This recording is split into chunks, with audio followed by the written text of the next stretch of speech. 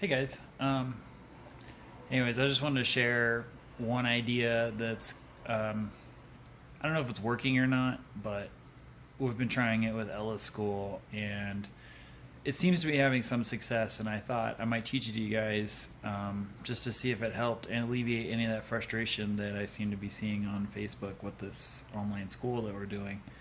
So where this comes from is what I do now up at the labs is I'm what they call a scrum master for a software development team. So basically, part of my duties is I'm keeping track of their different pieces of software they have to write and the different steps and tasks they have to do to support that software.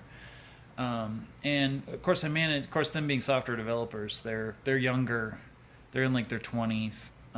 So I almost kind of feel like I manage high school kids. I don't mean that to be mean, but it's just they think the way the younger generations think.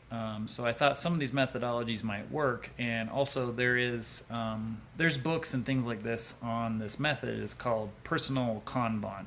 Kanban's just a Japanese word for billboard.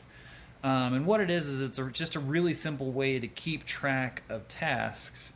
And some of the benefits over just like a normal to-do list that we're kind of used to is that it's in public, it's a very flexible system, and I think it kind of just works really well with the way online school especially assigns assignments and the way that you get through work.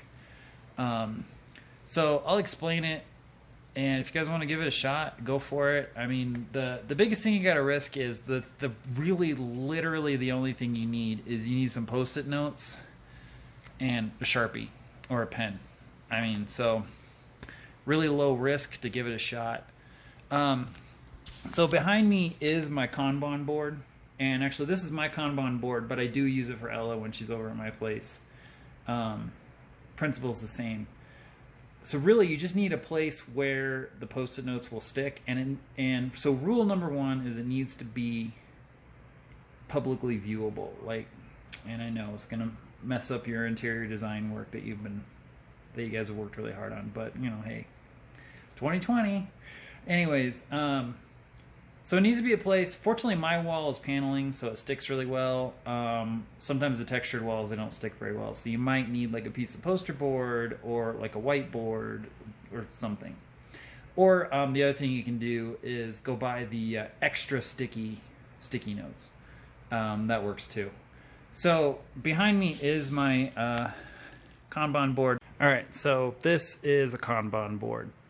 So the way it works, you have columns, and you can change these columns depending on what you need, but there is a minimum 3 columns that you're going to need to do to start with, and then you can kind of start tweaking it to fit your student. So the first one is what we call a backlog, but really that's just our to-do. This is just things that we're waiting to do. In progress, that's the things we're currently working on and we've started. And then the other one you need is done. It's done. And that means totally, completely done. The optional one that I've added is I've added this one called parent review. And that one's probably a good one unless you just have like a rock star student.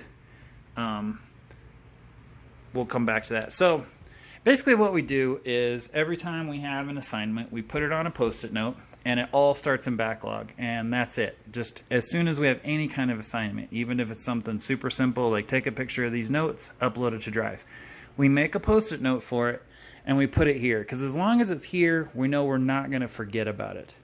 Okay? And then when we're ready to work on something, and it doesn't matter, you could go through and pick out the easiest thing. You can pick the thing you need to tackle. If you know there's something that's due before the rest, you grab it. The point is you grab something out of backlog, and then you literally take that Post-it note and you move it under in progress. Okay? And that means that we're actively working on it. Now, there's only one rule for the in progress column. No more than 2 items can be in progress at any time. So if we need something out of that column, the only way out of that column is we've got to finish it. So that's the only rule. So students working on it, They write the paper, whatever it is they need to do, and they're like, all right. So what I do with my daughter is then it goes into parent review, and then I just take a quick look at it. I'm not trying to do the homework for them, but what I am trying to do is I'm just trying to make sure that my kid hasn't done something really silly, like just completely miss one of the pieces or whatever. Like if it said write a paper, I just make sure she actually has a paper and she's not just turning in a blank Google Doc or whatever. And then when they do whatever it is they need to do, it goes into done. Okay? I gotta put that back, otherwise I'll forget to do that. So that's basically how it works. Now, when it comes to the Post-it note itself, this is kind of a little format that works for me. And you can, like I said, you can tweak this however you want. What I usually do is I give it like a nice title, like, and I made, this is a total example, English perspective paper. Say like, you know, she has to write a paper from someone else's perspective or something. Just a title, and I just put it there so it's really easy to tell on the board what's moving where, and just something that the student will easily recognize as, oh yeah, that's my paper. So, and then usually I just make a couple notes about what it needs to do, like, oh, it needs to be a Google Doc, it needs to be 5 paragraphs. You know, like I said, that's so I can check later. Don't get too crazy, just keep it simple. The last thing that I always do is I put, how do we turn this in? Because this is the very difficult part of online school. What in the world makes sure that this gets in the hands of the teacher so the teacher can grade it? And so, for example, and I found that there's kind of a couple common avenues. One common one is apparently a lot of times they just have to drag it and put it in their Google Drive classroom folder. But sometimes when it's math, it's a Quizlet, or it's that, I don't know, whatever they call it, dystopian math or whatever. That's not really what it's called, but, and then I put, you know, click submit on Quizlet, you know, or whatever, or it's edit the PowerPoint slide, save PowerPoint slide, drag into Google. So that's how I kind of lay out the Post-it notes. So just to kind of recap, we make a Post-it note with a meaningful title, quick description of what we need to do, and basically what gets it into the done column. What really means this thing is done. Once we've done that, it goes on the board. Then we move things from the board. 1 or 2 things in progress at all times. Then we move it to parent review. And the other good thing too is if your student finishes a couple of things, they can move it to parent review, and then they can go back and put more things in progress. That way, just you as the parent, when you have time, can come and look at that stuff if you've chosen to do the step. And then it only goes to done when it's really for reals done. Anyways, okay, hopefully I'm in frame. I'm using the back camera. I hope that helps.